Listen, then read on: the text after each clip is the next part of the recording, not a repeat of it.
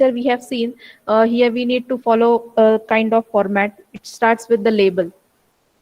Okay, we need to provide the label, and after label we are having the upcode. Okay, this is the syntax actually. Then after upcode we are having the operand specification. So operand, in this case we will consider only two operand, operand 1 and operand 2. Okay, so this is the overall format of having the machine code. This label is the optional thing. You can also have directly the machine upcode, then operand 1 and operand 2.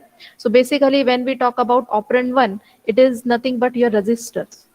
Okay, so in this case we will be considering four types of register: A register, B register, C and D register. Okay, and operand 2 is what? Operand 2, it might be your symbol, okay, symbolic constant, or it might be your literal value. Okay, literal and symbols, both the things are included in this design of assembler. Okay, so this is the statement format related to assembly language. Now what is a simple assembly language? Simple assembly language consists of all these things starting from the operand. So when we talk about it, we need to think about the mnemonic table. Okay, for the better understanding, you just take a photograph of this table. Okay, up to, yes, just have a screenshot for this mnemonic table, logical condition, register and assembler directive, because throughout the lecture we will be using the same table. We are referring the same table for solving the examples. Okay, once you are done, just tell me. Take screenshot of this table. Is it visible properly? Yes, ma'am. Okay, have you taken the screenshot? Yes. Okay. So what is this? This is our mnemonic table. We'll be using this mnemonic table for understanding the machine code related to it. Okay, what I have told you, assembly language, it will convert the source program into target machine code. Okay, so you can see here three columns are given. Let's start with the mnemonic table. Mnemonic code is given, machine code is given, and the description. So I'm not going into the detail. You just read out the thing. If you have taken the screenshot, what is stop? It will stop your execution of ALP, assembly language program. Add will add the content of operand 2. Okay, content of operand 2 into content of operand 1. So what we consider this operand 1, it might be our register. Okay, subtract, operation code is 02. It will subtract the content of operand 2 to specified register. Same for multiplication. Okay, or division is also there.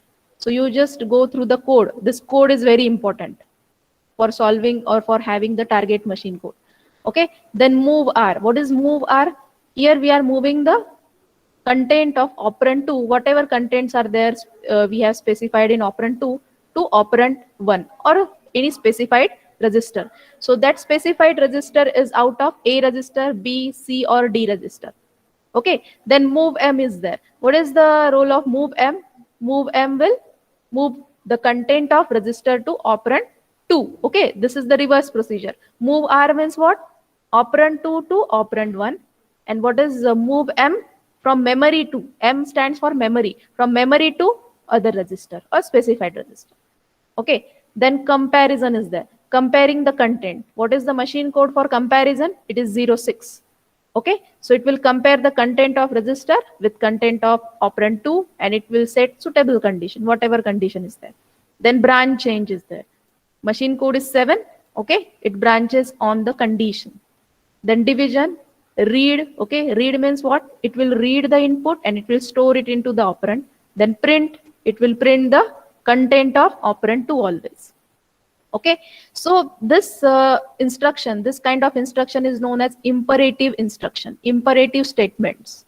Okay, this is one class that we will consider while solving Part-1 assembler. Okay, another category of register is what? Here we have mentioned A, B, C and D registers are there. These are the register name that we'll be using in our example. And what is the machine code related to that register? When we encounter this A register or any mnemonic instruction in our assembly program, we just need to replace it with its actual code. Okay, are you getting me? This is the thing we need to perform. So next is what? The declaration part.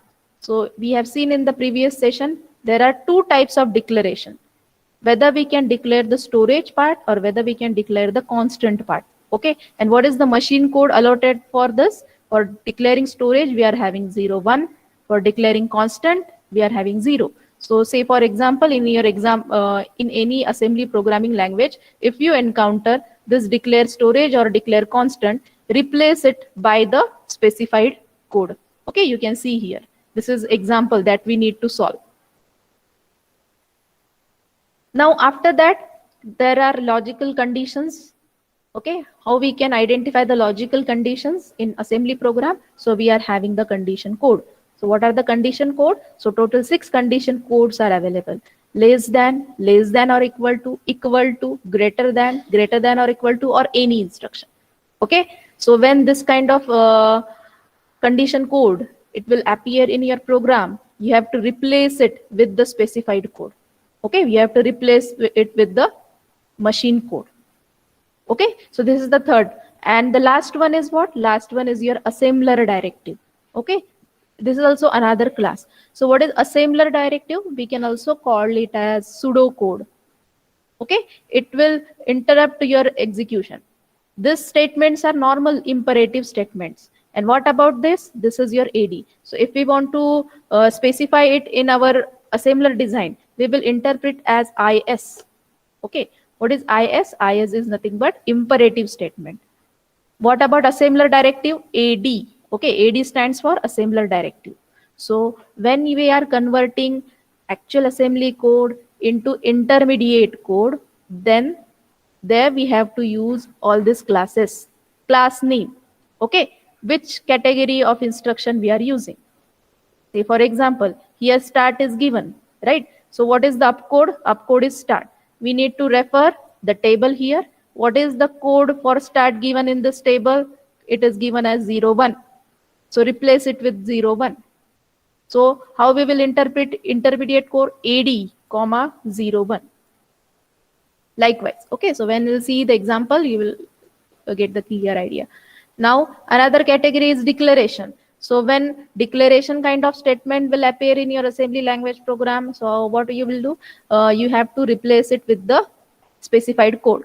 So it might be DS or it might be DC. So DS DL comma 0 1, and for DC DL comma 0 2. Okay, what about A register, B register, C register, and D register? Replace it with 1, 2, 3, 4. Okay, so this is the overall table. So while solving the example, just go through the assembly table, mnemonic table. Okay, so this thing we need to clear about it. So what kind of example we might expect in our assembly language program? It kind of the thing like add a register. Okay, add a register comma X. So what is meaning of this? Copy the content of operand 2, that is X, to a register. Okay, we need to perform which instruction? Add instruction. So if we want to give any code for this, how we will convert it? So we need to search for the add instruction. What is the add instruction? It is associated with the machine code as 0 1. What is the category? Category is IS. So we will write like this: IS